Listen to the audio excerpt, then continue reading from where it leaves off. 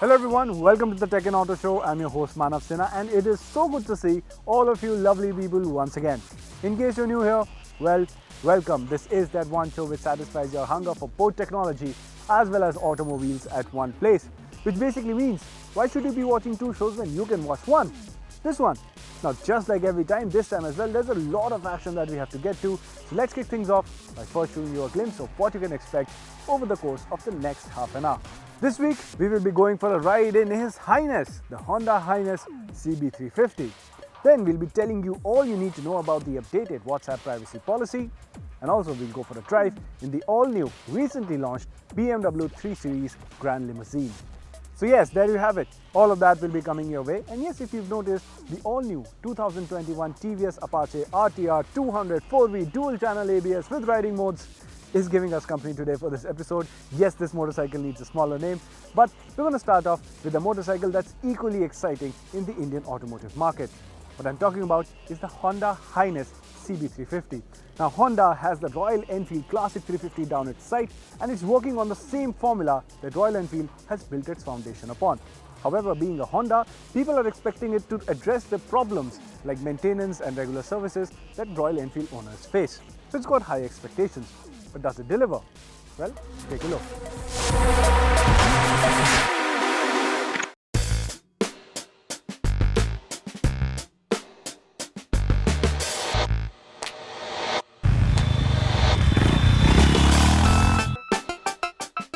So as they say, royalty takes its own sweet time, and this one certainly has. This is the Honda H'ness CB350, and finally, we have the motorcycle with us today. Now, for the sake of simplicity, I'm going to call it the CB350 because, well, H'ness is spelled differently and what I'm saying and what I'm reading doesn't really correlate. So let's just call it the CB350. Now, with that out of the way, let's take a closer look at what the motorcycle is all about, what kind of a job has Honda done, and whether this is the premium Honda motorcycle that we have all been waiting for all this while.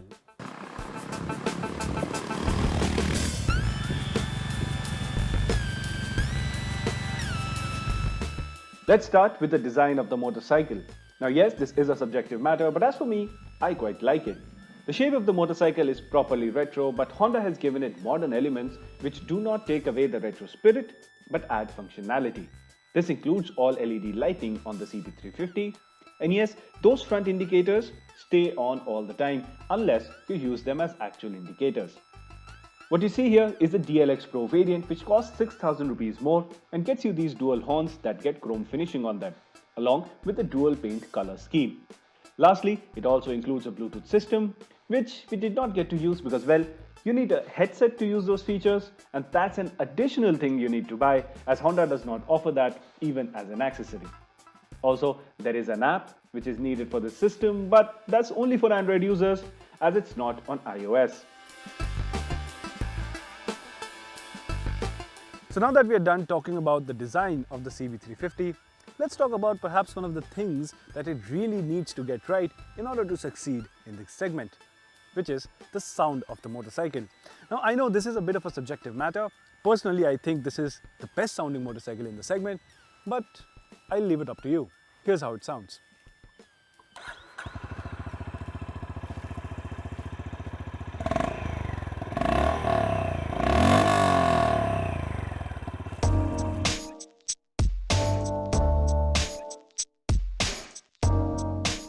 The CB350 is actually very high on the features that it offers, and prime amongst them is the traction control system, which is always good to have. Other than that, you get this part digital instrument cluster which looks fantastic and has all the telltale signs under the gloss panel. The cluster shows everything you need to know, including distance to empty, and has a gear position indicator as well. There is also a USB-C port, which is actually a smart move by Honda because you keep motorcycles for years and everything will soon be USB-C. So it's good future proofing.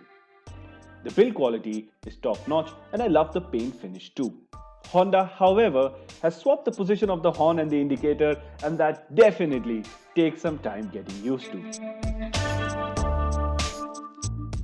Well, now let's talk about the riding ergonomics. Now, to give you an idea, my height is 5'10", and you can see once I'm on the CB350, I can plant both my feet firmly onto the ground. The handlebar reaches to me naturally. I really like the foot peg positioning. The seats are really comfortable, so I wouldn't mind doing long distance touring on this motorcycle. But what really stands out for me is that the CB350 gives you that big bike feel. Now, talking about having the big bike feel, we have to talk about this engine. Now, this 348cc engine is what that really differentiates this motorcycle from the rest of the competition. This engine is absolutely sublime. This is a 348cc single-cylinder unit that makes about 21 horsepower and a lovely 30 Newton meters of torque that is delivered as low as 3000 RPM. The engine runs smooth like a hot knife through butter and has no annoying vibrations whatsoever. It uses a counterbalancer shaft and fuel injection and is extremely tractable, which means you can stay at high gears at low speeds without any hassle. Speaking of gears, the lever feels ergonomically, well, weird because it is placed way high above the footrest. So, if you shift up using your ankle, it is just an uncomfortable experience, especially if you are wearing proper riding boots like I am. Additionally, the gearing is really tall, so if you are used to riding a motorcycle like a Royal Enfield for example, you will find yourself wanting to stay a gear lower to stay in the beat of par. As for the riding experience, the motorcycle can touch 140 km an hour but feels comfortable doing slightly over 100 km an hour. It also gets a slip and assist clutch, so the clutch lever is really light to use and that makes the bike friendly in city traffic. The suspension setup is on point and the bike can take bad roads like a champ, and the same goes for the highways as well. It gets these fat MRF tires which are decent at best. The brakes have the right amount of bite but lack feedback on the lever. But still, overall, the bike does what it is intended to do. And honestly, it does it better than any other motorcycle in the segment. And it's a proper head turner wherever it goes, if you're into that sort of a thing.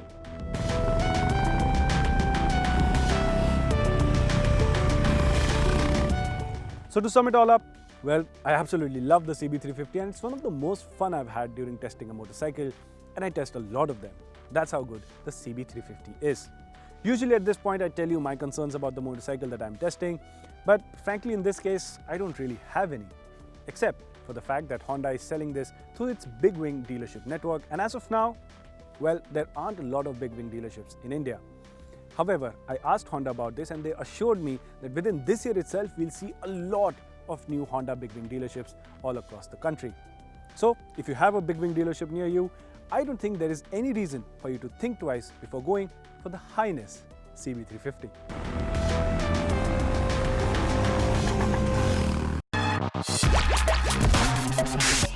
Now let's move on to the world of technology, and in that world, the biggest news has been the fact that WhatsApp has updated its privacy policy. A part of that privacy policy states that WhatsApp will be sharing your data with its parent company Facebook, where Facebook can then use it for monetization purposes. Now I know there are a lot of questions around this topic, but in order to explain them better and break it down, let's head on over to our in-house expert Shavik up next.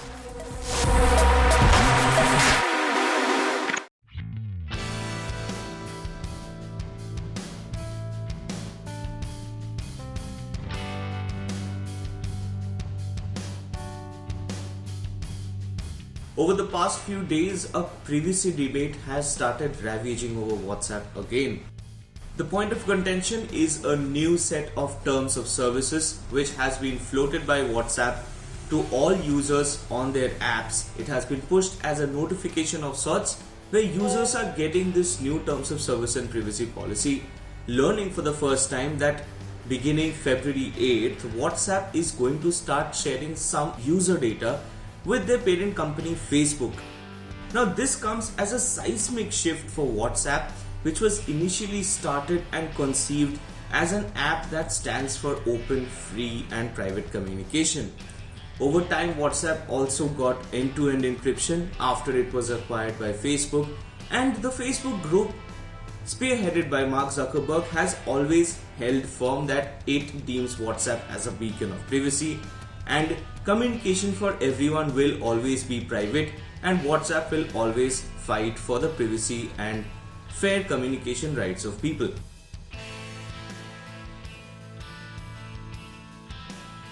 However, its new terms of services has created quite a bit of stir across all sectors of the industry. Analysts are of the opinion that selling user data to Facebook, or rather sharing certain parts of user data such as name, status and other sort of public info is not the best idea and is not in the best interests of individuals. WhatsApp, for instance, is treated as a private communication app where people expect everything about themselves to remain private. Now, the point of contention is not that there is end-to-end encryption or the lack of it. The point of contention is this note of data sharing and the kind of interweb of services which Facebook is creating. It is using data of all available forms from users to create a digital map of you, the user, and the new terms of services reflect just that. It says that certain parts of your data, not your messages, not your communication, but a lot of other parts of it which are still vital and identifiable are going to be shared by Facebook, and Facebook can then source that data to advertisers in order to maximize their revenue. In other words, Facebook is trying to earn money from WhatsApp, and while analysts have often stated that a company can't be blamed for trying to earn money off their service, and the fact that WhatsApp is free and users can't really have a right to say that a certain service should always remain free, this move is looked as a derogatory way to go forward in the monetization strategy. This might not really work well in terms of how WhatsApp appears in front of people.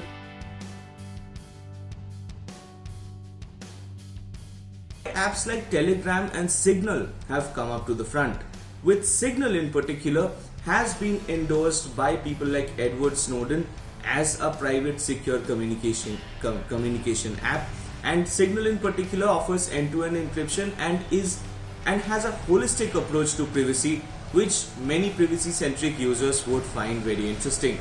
There are no ads on Signal, and data sharing is not a problem on this private communication app so far, which has seen a fair bit of migration start from WhatsApp to Telegram and Signal in the recent times.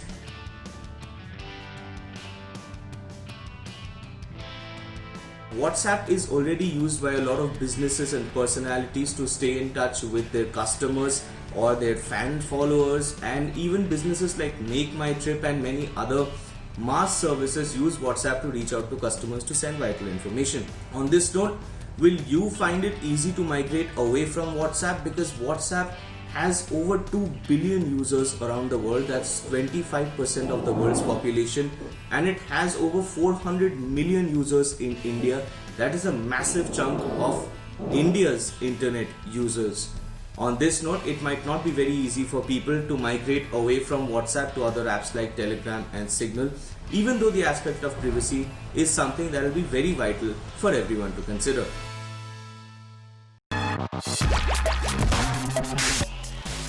Now, German premium car maker BMW is set to launch a brand new car in the Indian market really soon in the form of the BMW 3 Series Gran Limousine.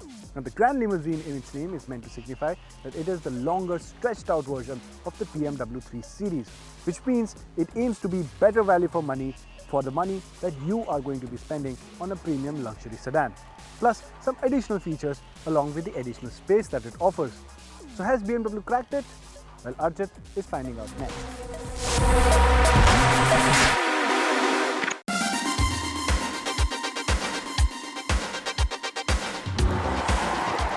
So the car I have with me today is not your regular BMW 3 Series. It's not the BMW 3 Series Gran Coupe either, as that model has been discontinued globally. Now, given its length, you might think it's the 5 Series, which it is not. The car I have with me is the new BMW Gran Limousine, which is actually an extended wheelbase version of the 3 Series. Let's have a detailed look at it.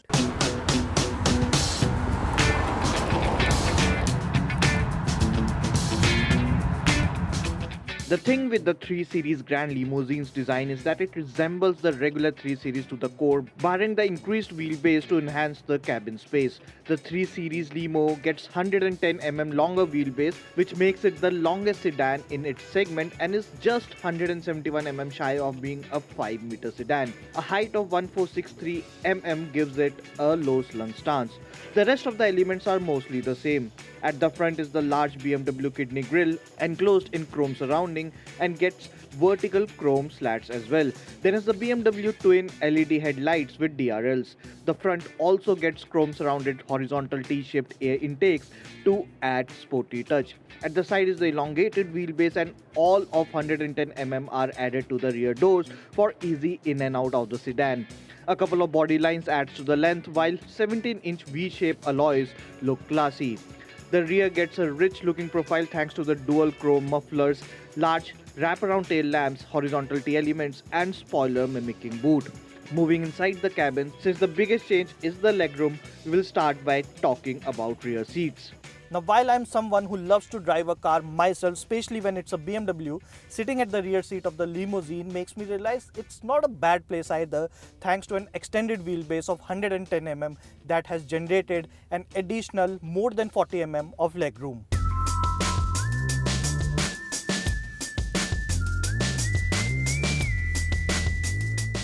The seats both at the front and back offer sumptuous cushioning and adds to the luxury touch thanks to the H'ness leather upholstery.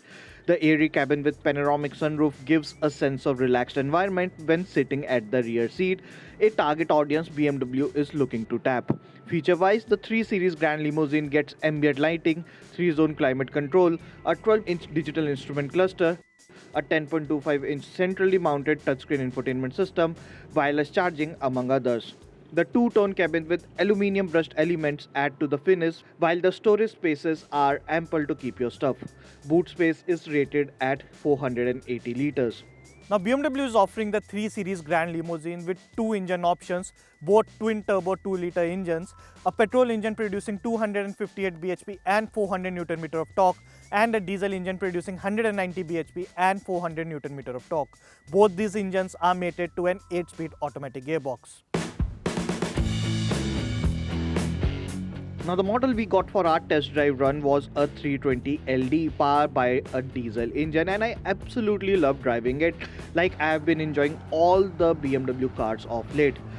While I initially felt that the increased length has reduced some amount of driving fun from this Limo version as compared to the regular 3 Series, this car grows on you slowly. The BMW 3 Series Gran Limo behaves in a very posh way if driven accordingly. However, there are driving modes like Eco, Comfort, Sport and Sport Plus to fiddle around and change your driving dynamics on touch of a button. The ride quality is supreme and you hardly notice any external ambience creep inside the cabin.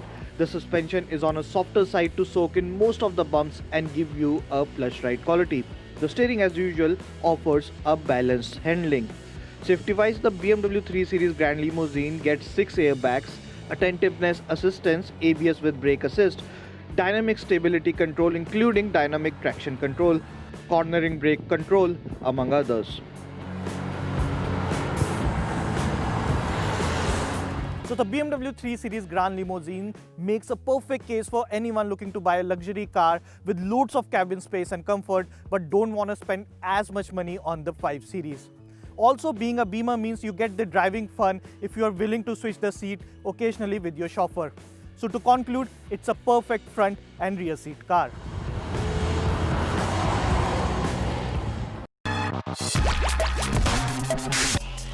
The 2021 TVS Apache RTR 200 4V is giving us company today for this episode. Now, before leaving for the short commercial break, I promise you that once we're back, we'll be getting into the world of gaming, a rather futuristic world. Now, what I was talking about is the world of Cyberpunk. But hold on, it's not Cyberpunk 2077 that you're all crazy about. It's actually Cyberpunk 2088, and it can be played on your mobile. Well, in order to help us find out more about it, our friends of 1UP Gaming is telling you more up next.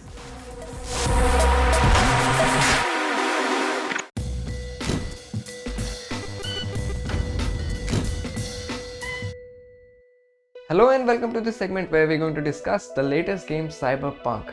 But it's not 2077, it's 2088 and it's exclusively made for mobile. The very first thing about this game you'll notice is the music that's playing in the main menu. It's very energetic and does a great job of waking you up if you're feeling lazy. The game is produced by H'ness Games and it mostly has really good reviews.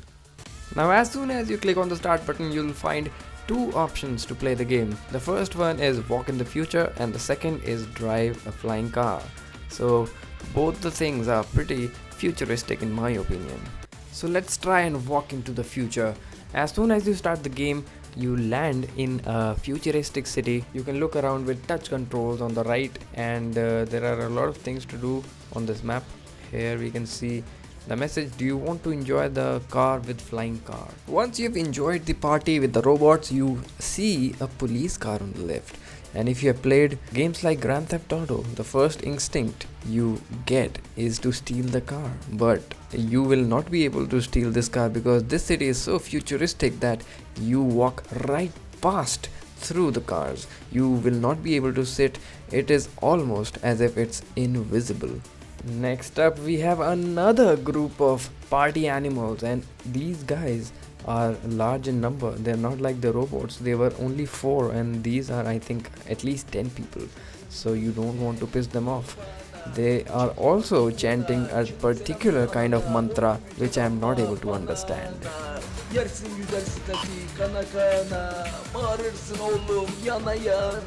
Then you also have a vending machine in the game. Just like any other vending machine in the game, it should serve the purpose of replenishing your health, but I do not even see a health bar, so it's useless right now. Moving forward, you encounter a guard who is trying to protect the cars, but the physics of the game are such that you can walk past the guard also, and we already have established that the cars are almost not solid. From there we can enter the club, where again you will find another group of dance enthusiasts. These guys look very happy to see the dancing that's happening on stage. So I'm not really sure what the motive and the purpose of this game is. I think the creators just wanted to get some traffic with the hype of Cyberpunk, and they certainly have achieved that. Okay, let's try and enter this bar. It doesn't really look like a bar, but let's see what's inside. So the first thing you notice about this bar is there's a skeleton, a picture of a skull that's painted on the wall of the bar, which is not a good marketing strategy in my opinion. And as soon as you enter the bar, you come bahar of the game. It looks like an unfinished job. The developers did not have enough time to finish the interiors of the bar, and you can also call it Scam 2088, because if you move forward, you are going to lose your life. So finally, it's time to play the flying car mode, and it straight up asks you, are you ready? And now the car is flying, and on both sides you can see pineapple like images and kitten images. So this game tries really hard to give you a glimpse of how your life is going to be in 2088. However, it is shockingly underwhelming up till this point. So that is all from this segment of gaming. If you want more videos like this, head on to youtube.com/oneupgaming and you can find many more videos related to gaming on the YouTube channel. And with that, we've come to the end of this edition of the Tech and Auto Show. How did you find the show? Is there anything you have to say, anything you want us to cover, or simply want to have a conversation? Reach out to us on Twitter. We're more than happy to talk. If it's about technology, reach out to us at News18 Tech. If it's about automobiles, tweet out to us at News18 Auto. And remember, by logging on to news18.com, you can read more on both these industries, as well as all about the all-new TVS Apache RTR 200 4V. Well, that's about all for today. I'll catch you same time next week, only on CNN News 18.